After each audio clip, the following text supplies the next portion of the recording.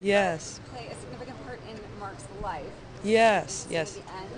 Tell me what stood out in the script for you. Well, first of all, I was drawn into the project by John himself, and then I didn't know the casting director yet, and he introduced me to her, and we've since become good friends. She's a lovely woman, Ronnie Eskel, but it.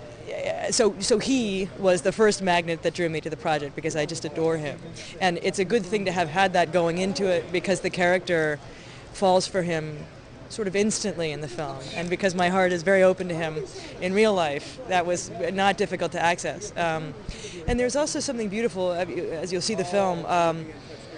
The way he plays the disability opens the cavity of his chest in this way. You know how when we see E.T. or something, it's all this open heart, this open chest, and the way he's laid out on the table, there's that as well. And so what you see before you looking down at him is just a beautiful open heart, and I sort of allowed that to be this thing that disarms and strikes her right away, because I have about a scene, really a scene and a half, to accomplish the falling in love, or the thing that feels like an open door to love, and it was a joy to do just those few moments. I mean, also I love Ben, the director. He's sort of like a wise monk. If you meet him, he's quite wonderful and so witty. And thanks to him, the sense of looking at a man who's disabled, it just disappears at a certain point, and you're just with a human being. And it's very beautiful. And John, look to your left. And then guys to your left, please. And John and Blanca looking straight ahead. And Blanca to your left. Right here. Thank you. Yeah, right here.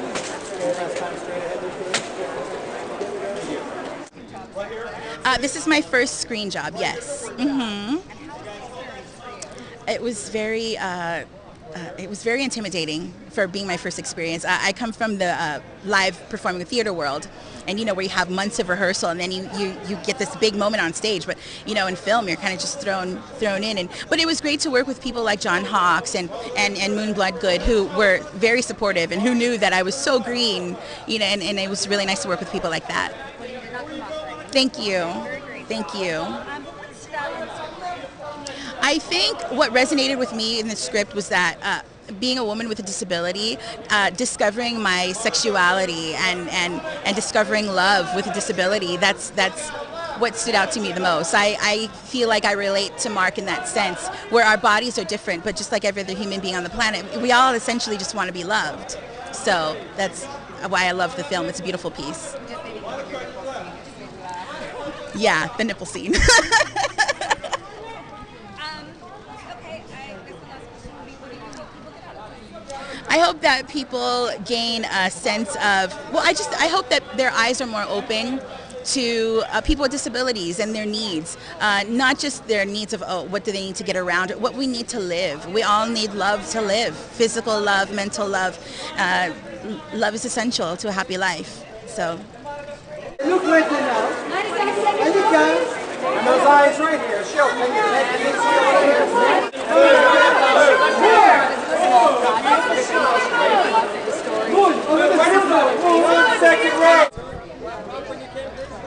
Well, Mark O'Brien's story is extraordinary. I mean, I had a chance to read the book that he wrote, How I Became a Human Being, and I think everybody that came into Mark's life wanted to be part of it because he had this sort of irreverent sense of humor and this love of life, and he just makes you want to be part of telling his story. It was a very hard thing to resist, actually. Are you able to do it? I'm so excited. I wasn't. There is a real person, and he did write a poem for her.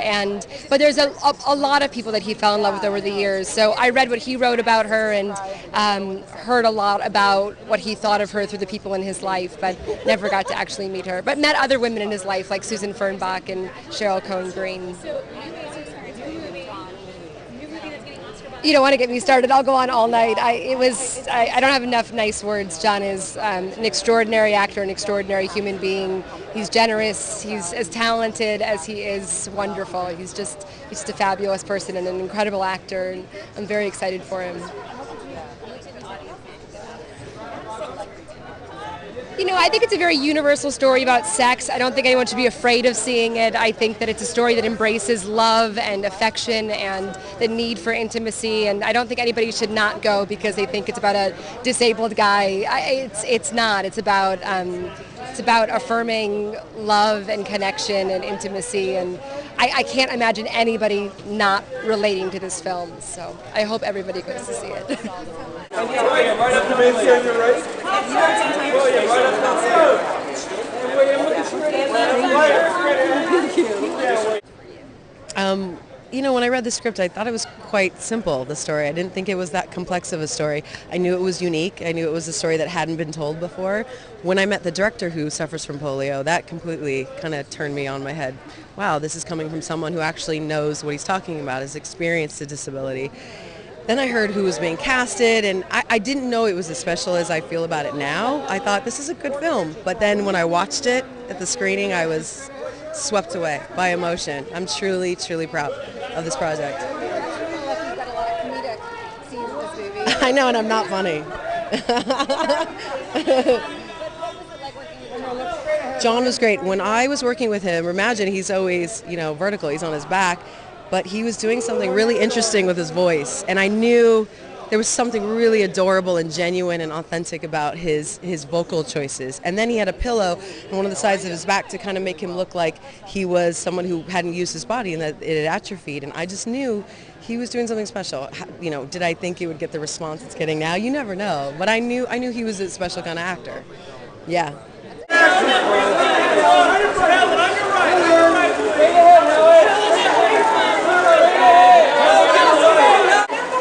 One more stop this way. Right there, guys. Right up top.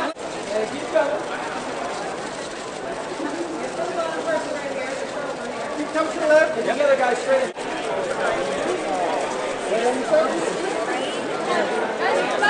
Everyone, together on your left, guys. On your left. Together to the left.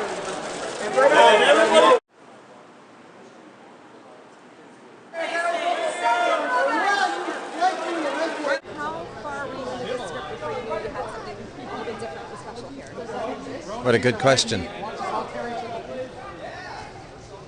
I flatter myself that I'm good at reading scripts.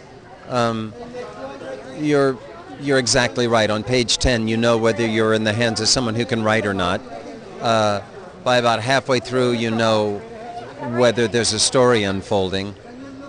But I try to read them all. I try to read them in real time. Sit down and read all of a piece. It takes about an hour and a half to see a movie. If you can read it in an hour and a half, then in your mind's eye you can see the movie. It's a lot easier to decide. This is a lovely, sweet, simple story. It came at exactly the right time. It was a no-brainer. I have to say, your part is fantastic. It is good, isn't it? I thought it was great, and I like how you I saw another interview with you that it's not about overwhelming what the Catholic Church in one way as you've been hearing it. You're kind of portraying it in a different way. Can you talk about that? Well, I'm not Catholic, and nor am I even religious, but I am aware of this war on Christianity that's being waged. It's real. Having said that, it's deserved too. Christianity has been hijacked by a lot of whack jobs who've got big mouths. The vast majority of Christians are good people, and the vast, vast, vast majority of priests are good guys. Their job description is help people. They get up every morning and work all day and all night just trying to help people, and it's great to be able to play a guy who just wants to help. And he's not dumb. He thinks about it. He reasons it. It's what the bumper sticker says. What would Jesus do? And we shot it in a church, so I looked up and I asked him. And I'm glad that I could play a good priest. And I would hope that the church likes this story. It occurred to me if I had polled 10 priests and said, what would you do? Would you say yes or no to this guy's question? Perhaps many of them would have said no, but I bet all of them will say yes once they see the movie, which tells you about a little bit about the power of movies in Hollywood. Or knowing about this, did you know this was something special and different? I could tell pretty quickly that something really unusual was happening with this one, and the character was fascinating from the outset. So, you want to finish the script, but I knew that I was stirred. I knew something was going on pretty quickly. Was this more emotionally challenging, physically challenging, and did the entire role scare you? Well, there were several issues really. Ben Lewin, the director, he and I sat down to meet, and the first question I asked was why not a disabled actor to play the part. Partly because I, believe it's an underrepresented group of talented people, and partly because I just didn't think I could do it as well as someone who was uniquely qualified. But Ben told me he'd spent a great deal of time. He'd, I think, about 3 years, and he'd read able-bodied other able-bodied people, and just hadn't found his mark, and thought I could do it, and I'm glad I did. Thank you. You asked me the other question physically. I'm sorry, I didn't really answer, but physically, I think it was maybe a little more physically challenging maybe than mentally, but certainly to beyond the figuring out how to contort myself into Mark's frame. The idea that you can only move your head 90 degrees and be the lead in a film, has its challenges as well, I guess. Yeah. One last question. What Liz. would you like audiences to get out of it? To be entertained, number one. I think the movie does that really well. There are many things to take away from it. You can start with sexuality in our bodies and having a more open and kind of frank discussion about ourselves in that way. Hopefully, we all see each other more. We all see disabled people and acknowledge them and realize the value that they have that is often overlooked. You read a lot of scripts. How far into the script were you that you knew you had something a little different, a little special here? Sort of, before I knew it, I was at the end and thought it was one of the most beautiful things I'd ever read. And it wasn't until I spoke to the real woman that I play that I also saw that this was one of the best parts I'd ever read. So I feel like I won the lottery, and then I won it again. Anything else? Is the subject matter scary for you? I guess a little, but I have never seen a movie or a character on screen who is committed her life to instill joy and positivity and a lack of judgment into the topic of sex. Like, that was amazing. So I felt completely thrilled. How are you doing? Well, we're very... It's hard to be surprised about anything when you meet Cheryl Cohen-Green, since she's a professional sex surrogate, but I was surprised that she existed. I was surprised that there was someone out there who would be willing to take the hand of a 70-year-old man or a woman or anybody who felt like their romantic sexual life wasn't what it could be, and help them. I thought that was just incredible. I want them to be moved on every level. I want them to laugh and cry and understand who Mark O'Brien was. I hope that this will help keep his memory alive. And Cheryl Cohen-Green, who is alive, and how special she is to people in Mark's situation.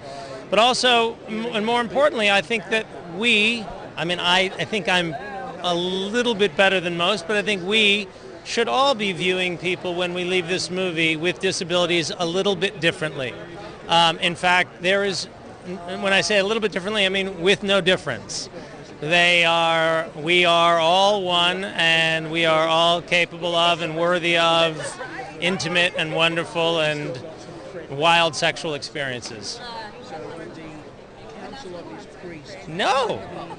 And thank you, Fox Searchlight, for really embracing this movie and fighting for it and putting it out there in a way we could never have imagined. It's really, really, really exciting and special, and we are in great hands, and we are so appreciative. It's pretty amazing. It's a piece of my life, and I just wrote a book about another huge piece of my life. So lots of good things have happened as a result of Mark writing that story. And what was it like seeing Helen portray you? Amazing. I mean, she is fantastic. She paid a lot of attention to me when we were together, and I heard my voice. She wanted to know how I dealt with different sessions. I just think she's the world of her. She's wonderful. But I think the scene that really did it for me was when she left Mark for the last time. I have Kleenex tissue in here. But I cry. And when Annika, or I forget her name now, and the character she played, Tracy, left, that touched me because I know he told me about that, and I remember how sad he was. That was a very touching moment, and you know it. Were you surprised how attached you got to him? Was I? Yeah. No. You know, I don't work with people I don't like, and when you meet people and you get to know them, there's always going to be okay, it's time for us to finish, and I pray that they will be able to transfer what they've learned with me. But we did talk to each other pretty regularly by phone. I'm very happy when I see them come out of the cinema, and instead of kind of all streaming home, they hover around for a while and keep talking about the movie. And I think that means that they got emotionally engaged and are staying emotionally engaged.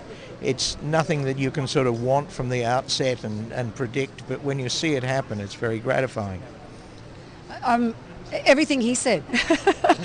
I mean, people also say that they are still thinking about it days later, and that's fabulous. I mean, I think that means it really resonates with them in one way or another, and on levels they might not have otherwise thought about before they walked into the movie. And that's, I mean, you can't hope for more than that, really, when you put something like this out there. Let's talk about John and Helen's performance in this briefly. What was that experience like directing those two? Well, it was, for the most part, like sitting back and watching the best theatre in the world. They did the heavy lifting. I pretend that they couldn't have done it without me, but really what they brought to the table was quite an emotional life that you don't just get on the written page. So I'm ever grateful for them for their beautiful interpretation of the story. All right, guys, thank you so much. Thank you.